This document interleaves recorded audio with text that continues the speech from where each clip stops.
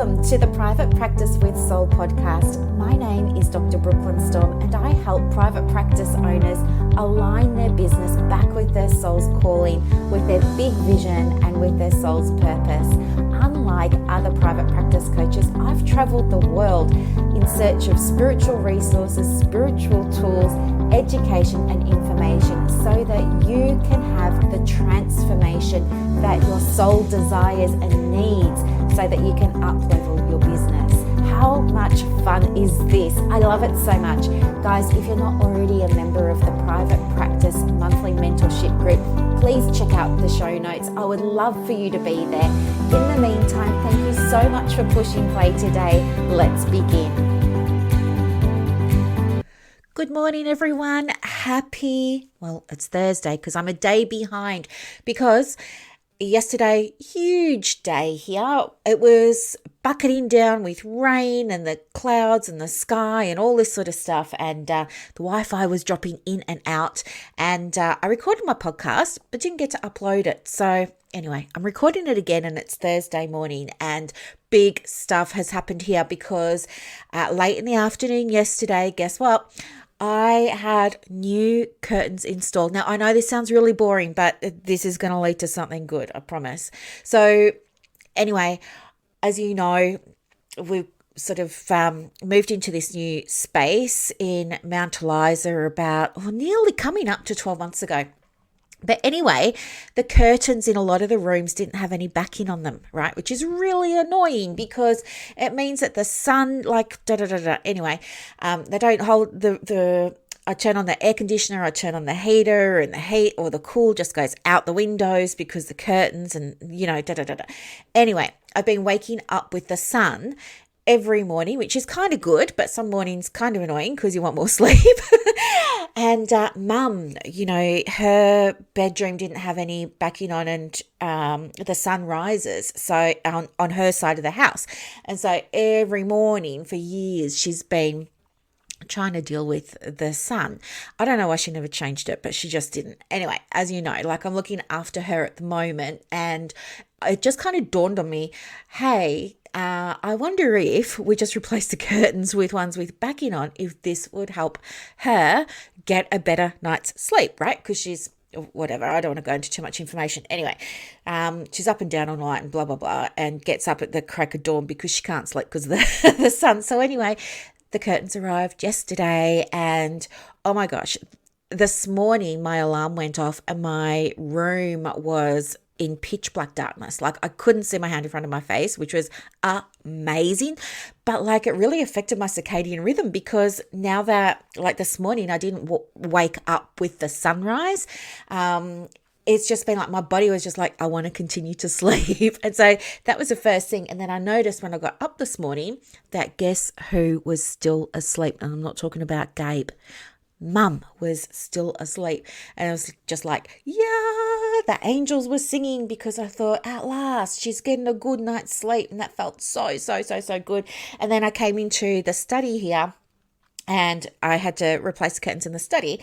And the guy said to me when he was installing them, would you like them standard or dramatic? And you know me, I go, oh, dramatic would be great. So he put them on these really long, they're pinch plate curtains, and he put them on a really long track for me so that the curtains, when they're fully open, they just cover the frame on the edge. And it's so cool. It's I've got the whole window and there's all this extra light and just in such a good mood. I'm so happy for mum. I'm so happy for me. It's so good. But it got me thinking about, what do we want to record the new podcast on? Because yesterday's one doesn't seem as relevant anymore. So I've had a quick look at some of the questions that have come through, and there is a little bit of a pattern with one. So we're going to focus on that today, and that is where are we? Okay, yeah. So it's all about referrals, and we're talking about in the ACPPO, we're talking all about marketing and how to get more referrals for your practice. And a number of people have shared that one of the things that they feel they may be struggling with is, they hold off on marketing because they're worried that they're going to get inundated with work.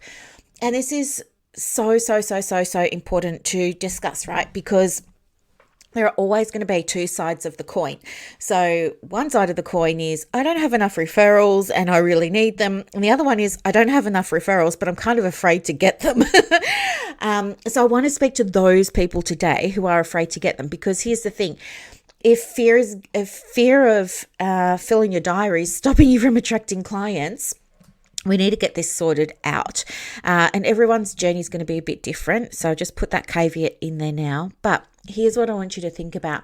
If you have your pen and your journal with you, what I would suggest is maybe write down, what would it mean to me to fill my diary? What would it mean to me to fill my diary? And allow anything to come up. So if you're worried about, well, it will mean that I'll get too many referrals, dive more deeply. Ask yourself, well, what would that mean if you got too many referrals, and what's too many?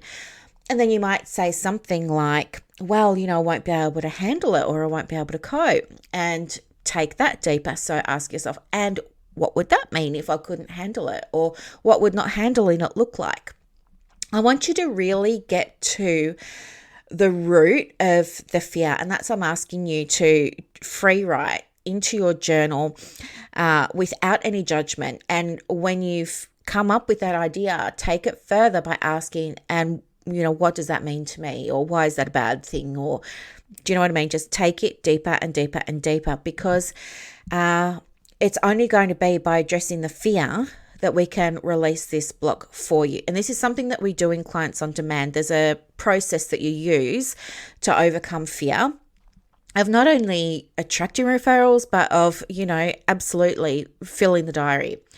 Now, I can speak to some of the reasons why people get nervous about attracting referrals, and one of those is because they don't have the systems in place. So another question to ask yourself is, if I was going to be fully booked, what would I need to change with my back-end systems? Meaning, what do I need to change in Halaxy, or my diary, or my availability, or my session fees? Or think about all the different things with your practice. And I want you to just have a moment of reflection and think, what would I need to change in order to make it safe and comfortable and, dare I say, exciting for me to get those referrals? And I bet you 9 times out of 10, it's going to be, you need to update something to do with the structures, the processes, or the policies. And I'll tell you why. It's going to be because the feminine energy really wants to help people, but the masculine hasn't yet done its job. And so the feminine's not feeling safe. And so the feminine loves to be seen and loves to be heard because she wants to connect. But she's probably stepping back and saying, well, I'll take a back seat for a minute while the masculine energy goes and sorts itself out. But the masculine energy is saying, well, I don't actually know what to do. And so I'm stuck. And this is where we get this feeling of, kind of inertia, and we're stuck and we don't know what to do. And then we don't want to accept a referral because we don't have the stuff in place to support it. So I want you to think about what a fully booked diary looks like for you. It's different for everyone. For some people, fully booked is 30 clients a week. For some people, it's 10 a week. For some people, it's 3 a week. Like, I only see 3 counseling clients. I want to say a fortnight, or maybe every 3 weeks. I just keep my finger on the pulse of things because, I love counseling. I was going to go off on a tangent and tell you about my my counselling clients. So my counselling clients that I work with, my niche, I don't work with clients who are unwell Like, I don't work with clients who have anxiety or depression or stress or anything like that. Usually the clients that I work with are, for all intents and purposes, identifying as well, and they want to do things with their life. They want to, extend something, have a new experience, try something different. They want to reach for something. You know what I mean? I'm not treating any illness. I'm not treating any symptoms. We're having counseling that's a little bit more existential, if you like. So anyway, and I only see a handful. So for me, that's what fully booked looks like for counselling. For me, fully booked is different though for coaching and courses and mentoring and supervision and stuff like that. So have a think about what a fully booked diary looks like for you in terms of if you were sitting in front of the computer right now and you had your calendar open from Monday to Saturday, how many sessions are available and how many need to be filled. And that's what fully booked will be for you. So I want you to think, about the client's journey. Think right from when the client first comes across you, whether that's on social media or whether that's your website or whether it's your email list or Google or however they're finding you. Think about how they're finding you and then imagine you are the client and put yourself in the position of taking the steps to make contact, taking the steps to book in and all of that sort of stuff. And I want you to imagine from the client's perspective what the journey is going to look like, because that will inform you as to what needs to be in place to receive them. Make sense? So for example, you want to have, if I'm going to book in with you, first off, I need to be able to see what your availability is, right? So I'm going to want to look at a calendar or something like that, because let's be honest, that's the easiest way. I don't want to be exchanging emails ad nauseum over a period of 4 or 5 days with you to try and book a chat or a first session. I just want to be able to do it quick and easy without any fuss, because it's been hard enough for me to even get to this point of reaching out. And if I'm going to have to email you, you've lost me. I'm just going to go and find the next therapist that is available that I can book in with to see tomorrow or something like that. Because I think a lot of the time, our clients, when they do book, not all, I know, I'm just speaking to the general here. I know there are always exceptions to the rule, but I think a lot of the time they probably needed help a week ago. And so they're really needing help and to connect with us quite quickly. So yeah, I think if you don't have a way to capture those clients straight off the bat, you're losing them. People who have like the contact form that's just an email, they don't do as well as, usually they don't do as well as people who have a booking button on their website. And really, if you wanted to support your practice, you have 2 booking buttons if you're somebody who's doing, inquiry calls, because I know a lot of you are, or discovery calls. You would have a button here that says, for new clients or for inquiries, book here, and that would take them to the availability for your inquiry appointments. And the other one would say existing clients, book here. And then your existing clients can just go and book in their sessions, pay for them, blah, blah, blah, blah, blah. So you need to have that in place. You need to know that you've got all your forms in place. So essential forms, you can grab them in the private practice kit, which is available at resources.brooklynstorm.com. So you can grab that. It's 47 Australian dollars. Make sure that you've got the informed consent. Confidentiality needs to be on the informed consent. So make sure you've got your forms in place. And pretty much that's it. I think, and your cancellation policy and a way to, your payment platform, like if you're using Halaxy or Power Diary or Core Plus or something like that, Splos, it's got built-in payment processing capabilities. So you don't need extra software to do that. The beauty of those platforms is that they've got everything bundled into one. Some people have a diary over here, then they use Stripe over there and PayPal over there and Acuity over there and they end up paying more sometimes than the investment of working with an existing software platform. So you want to make sure that you have set the practice up to receive. Now, the next thing is to look at your diary and think, okay, if this is what fully booked is going to look like for me, how can I stop myself from booking over that capacity? So what process am I going to put in place to support my well-being and stop this fear of mine of being flooded from happening? Now, there are a few different ways you can do that. One way is to build in a buffer between your appointments. Now, you can use your CRM, so Halaxy or Power Diary or whoever you're using. You can use that and build a 15-minute or a half-hour buffer between appointments. That's one thing you can do. The other thing that you can do is look at your processes, such as, would you like to have a waiting list? And if so, what would you really like that waiting list to look like?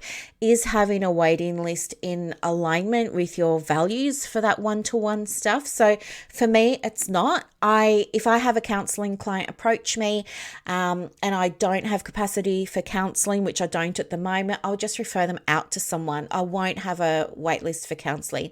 I do have wait lists for courses and programs though, because they're not about mental health. Like, no one's going to get worse in terms of their health if they have to wait a few weeks for one of my programs, because my programs aren't for treatment. My programs are for business. Anyway, but have a think about your values. If you want to have a wait list, look at what do you want that wait list to look like. Make yourself a little process. How does someone know they're on a wait list? How are you going to look after them while they're on that wait list and keep them engaged so that when a place does become available, they can jump in and have that appointment? And if you don't want to have a wait list, look at a process that you're going to use to refer out. Okay, so maybe you want to connect in the ACPPO, or you want to connect in Counsellors Connect Australia, and you want to say, hey everyone, I need someone to see a client. I don't have capacity to work with them at the moment. They're wanting support with A, B, and C. Please contact me. Reach out. Like, that's why we've got these networking groups happening. And then once you've got your waitlist sorted out and you've got your buffers in your appointments, you should be okay from a masculine energy sort of structural point of view. I think once those things are taken care of, then the feminine's going to feel okay, because the feminine is all about receiving. So she'll feel safe to start receiving because you're in control of your diary, not your diary being in control of you. However, if even with those upgrades in place, you're still feeling nervous and apprehensive about getting fully booked, is a different approach that you can take, which might be a stepped approach. So maybe if you have capacity to see 20 and and at the moment you've only got 3 or 4 and you're worried that you're going to go from 3 or 4 to 20, you can do a stepped approach and, just gradually taper up to your 20. And you might say to yourself, well, over the next 3 months, I'd like to get to 20. And break that down, like just reverse engineer it and say, okay, so how many do I want to get to for next week? How many do I want to get to for the week after? And then we know that 20 is going to be the week after that, for example. Or you could do it by months. It doesn't have to be by weeks. But creating a staged, stepped, tapering up process to your 20 can certainly feel more balanced than suddenly filling a diary going from nothing to 20. The other thing that I want to share with you too is if you've put all those things in place and you're still nervous about receiving clients, I want you really to go within and ask yourself, what is keeping the diary empty getting me off the hook from? Okay, because maybe there's going to be a secondary gain for you in terms of not filling the diary. So I don't know, just putting it out there, but maybe you're getting some kind of hidden benefit or hidden reward, or you're able to avoid something by not filling the diary. So that could be going on for some of you. In which case, if you identify that there is something, that's awesome, because it's that new awareness that's going to help you change it, number one. Number two, you can take it to supervision if it's a supervision type thing, or you could take it to your private practice coach or your private practice mentor for processing, and get it sorted out. And if you don't have one and you'd like one, let me know, because I may be able to recommend people who could be a great match for you.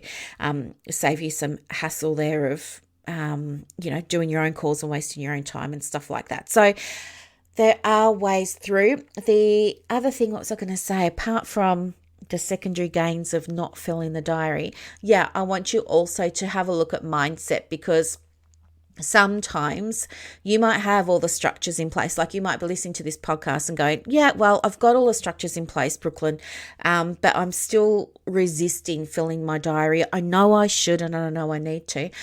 I want you to have a think about what we're talking about at the start of today's podcast in terms of what's getting in the way, because it could be a mindset thing, like, I just don't feel like I'm good enough.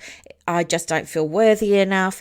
Can I really help someone? Maybe I need to do another course. Maybe I need to do another qualification. All that sort of stuff could be coming up. And if it is, that's okay. It's just an opportunity for you to get some support processing it. Sometimes it's really hard to do this inner work by ourselves, but it needs to be done. If you're sitting in that wounded masculine or that wounded feminine space, you can be sitting there for a very long time because you're not aware of your own blind spots. It takes sometimes having the opportunity to just say out loud even what's on your mind, in order for you to be able to process it for yourself. And that happens even with my own private practice clients that I work with.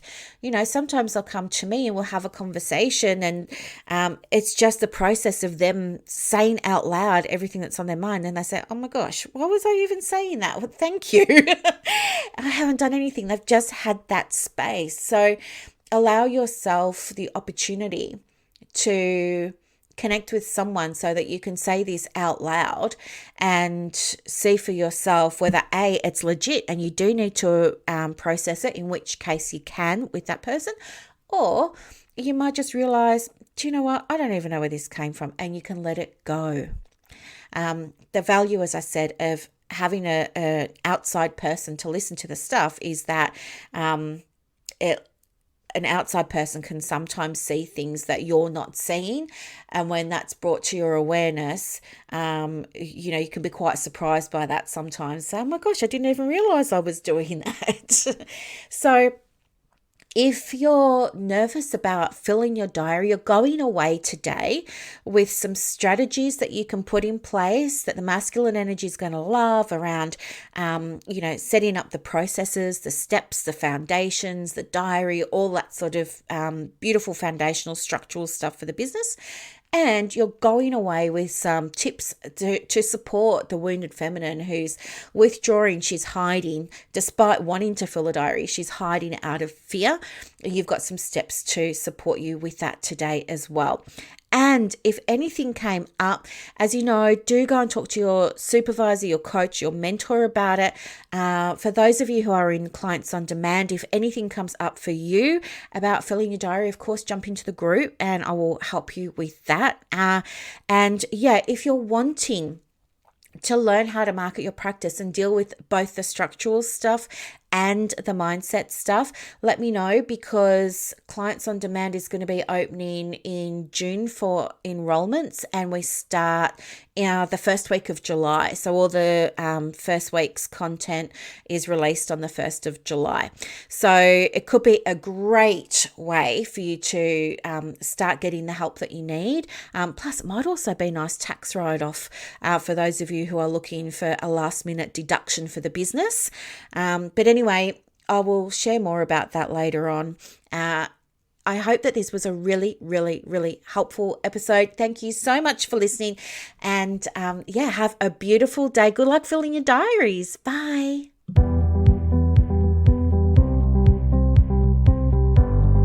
Thank you so much for listening to this episode of the Private Practice with Soul podcast today.